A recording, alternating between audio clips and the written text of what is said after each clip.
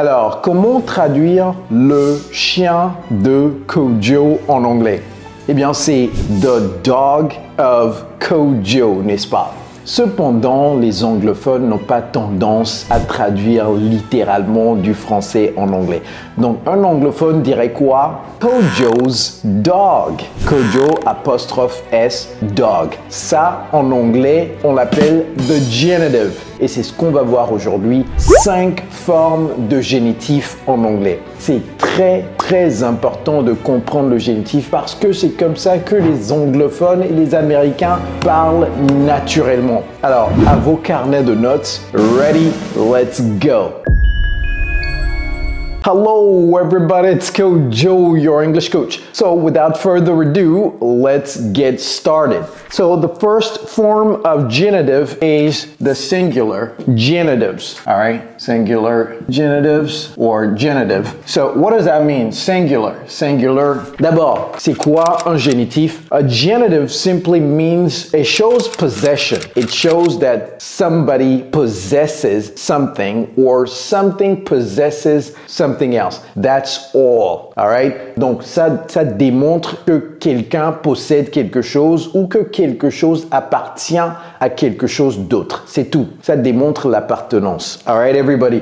It is very simple. C'est pas compliqué. Okay, so, donc singular genitive signifie tout simplement que le nom est singulier. Alors, lorsque le nom est singulier, comment est-ce qu'on forme le génitif en anglais? All right, so, on va dire que, un exemple, la voiture de Maimouna est garée dehors. Donc ici, au lieu de dire the car of Maimouna, ce que vous n'allez jamais entendre un Américain dire, the car of Maimouna is parked outside. Ça fait bizarre. Ça, c'est une traduction littérale du français en anglais. Ce que nous, les francophones, nous avons beaucoup de tendance à faire. Alright, don't do that. Instead, au lieu de ça, dites Maimouna's, vous voyez l'apostrophe, Maimouna's car is garé, c'est quoi? Parked. Alright? Outside. Vous voyez comment j'ai fait la liaison? Maimouna's car is parked outside. Parked out. Vous voyez le D et le O. Parked outside. Alright? So, example number 2. The cup's handle is broken. The cup's handle is broken. What is a handle? Ce mot, je ne sais pas comment on le dit en français. The cup's handle. This is a cup. Okay, this is a cup. This is the handle. All right. Donc, si vous savez comment dire ça en français, écrivez-moi ça dans les commentaires. This is a cup and the handle is broken. The handle of the cup. Donc, vous voyez que ça appartient à la tasse, n'est-ce pas? Ça, c'est the handle. The cup's handle is broken. All right. So, this is singular genitive. But what about plural? When it's plural genitive. Vous voyez comment je prononce ça? J'ai pas dit genitive, okay? Genitive. Plural genitive. Well, it sounds the same, but it's not written the same, okay? Ça sonne pareil, mais c'est pas écrit de la même façon. For example, the students project is due next week. The students au pluriel. Donc, comment est-ce qu'on va former cela? Est-ce que c'est, on met l'apostrophe ici? Non. Si on met l'apostrophe avant le S, ça veut dire qu'on parle d'un seul étudiant, mais si on parle de beaucoup d'étudiants, the student's project is due next week. Donc, vous mettez l'accent ici. Alright, mettez l'accent à la fin. The student's project is due, doit être rendu, ok? Next week. To be due, c'est être rendu. Is due next week. The student's project is due next week. Apostrophe après le mot qui est au pluriel. Ok? Un autre exemple très rapidement. The birds, au pluriel, nest. C'est quoi nest? Le nid. The bird's nest fell from the tree. Donc, ici, je parle d'un seul nid, mais ce nid appartient à peut-être 2 oiseaux, ok? Le mâle et la femelle. The bird's nest fell from the tree. Ça, c'est le verbe to fall, ok? The verb to fall. All right, I promise you 5 different ones, right? But let's pause for a second, ok? Je sais, que vous dites, waouh, il y a beaucoup de règles en anglais. Non, en fait, je ne veux même pas l'appeler règle parce que les Américains n'ont pas ce concept de règle. Ils parlent tout simplement naturellement. Si vous voulez qu'on vous tienne la main et qu'on vous aide à parler naturellement l'anglais, nous avons un programme d'immersion anglaise sur mesure pour les francophones comme vous. Nous avons déjà aidé des milliers de francophones dans plus de 50 pays du monde à parler couramment l'anglais aujourd'hui. Alors, si vous êtes intéressé, dans la barre de description de cette vidéo, il y a un lien. Cliquez sur ce lien, renseignez vos informations et moi-même, je vais vous contacter pour vous en dire plus. Next, irregular plurals or irregular plural. So, genitive with irregular plural. Vous voyez comment je prononce ça? All right, what does that mean? It means that it's not a regular plural. That means the singular form and the plural form are different. So let's use child, for example. The word child,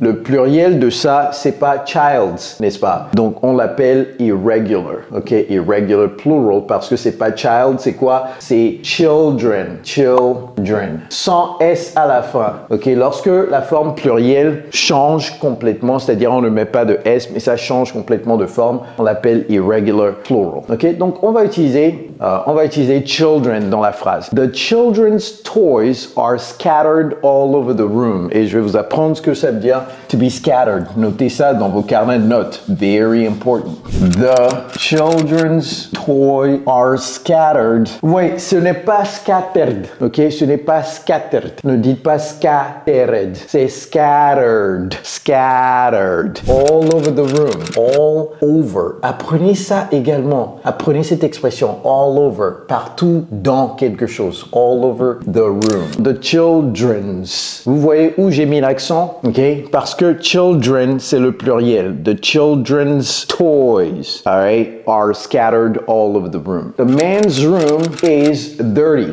The man's room is dirty. Ça, c'est pas dirty, c'est dirty. Et vous voyez que ici, j'ai utilisé is, all right? Ici, j'ai utilisé is. Ici, j'ai utilisé are. Pourquoi? Parce que si on parle de toys, mais si on parle de room, c'est au singulier. Donc, ça prête à confusion parce que ici, the children, c'est au pluriel. Children, c'est au pluriel.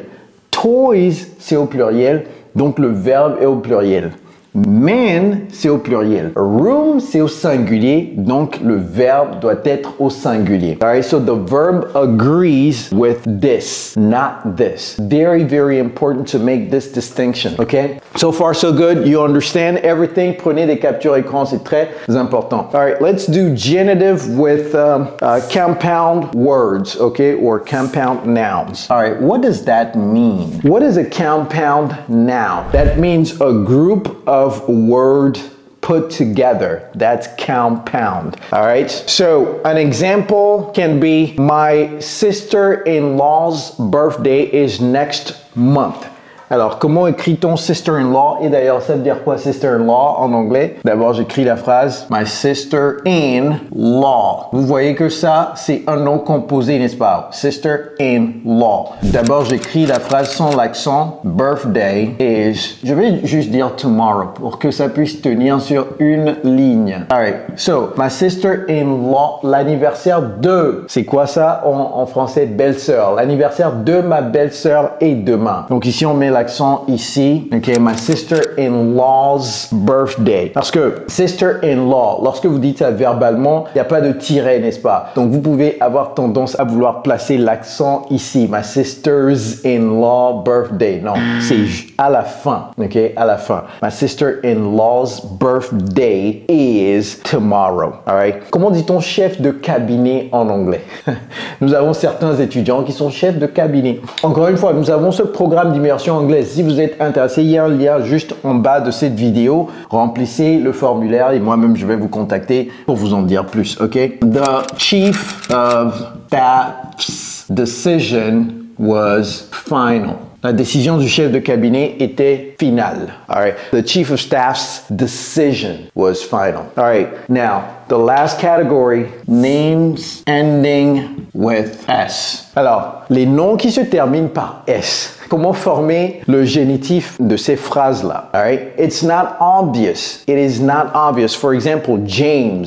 Okay, la présentation de James était vraiment impressionnante. All right? Ou bien a impressionné tout le monde. Comment former cela? En anglais parlé, c'est facile. James' presentation impressed everyone. Mais lorsque vous écrivez ça dans un rapport ou bien dans un email, c'est là où le bas blesse, n'est-ce pas? Donc ici, vous allez soit dire James, ok, James's presentation, okay, James's presentation impressed everyone, ou bien James' presentation impressed everyone. Tout le monde, c'est everyone ou bien everybody, everyone. Donc, vous voyez, soit vous mettez un deuxième S ici, James's, ou bien vous mettez juste l'accent ici sans le S. Vous voyez, sans un S supplémentaire. Make sense? All right.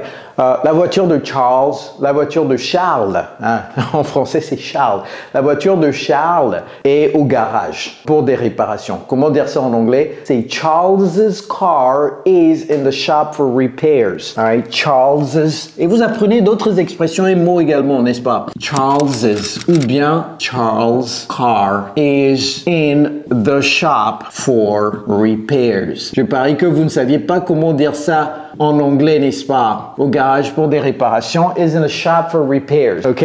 Donc, il peut avoir un S supplémentaire ou bien vous mettez juste l'accent après le S final. Take a screenshot, everybody. Prenez des captures écran. Very, very important. So now you understand the genitive. Vous n'avez pas besoin de savoir que ça s'appelle génitif. Les Américains ne savent pas cela. Pourtant, ils parlent très bien l'anglais, n'est-ce pas? On nous avait tellement bourré la tête avec des règles grammaticales, avec les termes techniques, etc. Les termes techniques, nous n'avons pas besoin de ça. Juste apprenez à les former. C'est tout ce qui est important. All right, everybody, take the screenshots. And I also know that as francophones, we tend to translate very often from French to English. En tant que francophones, nous avons tendance à traduire littéralement du français en anglais. Si vous avez ce problème, ne vous inquiétez plus. Regardez cette vidéo juste après celle-ci pour avoir le plan d'action pour commencer à penser directement en anglais. All right, everybody, it's Coach Joe, your English coach. Take care, guys.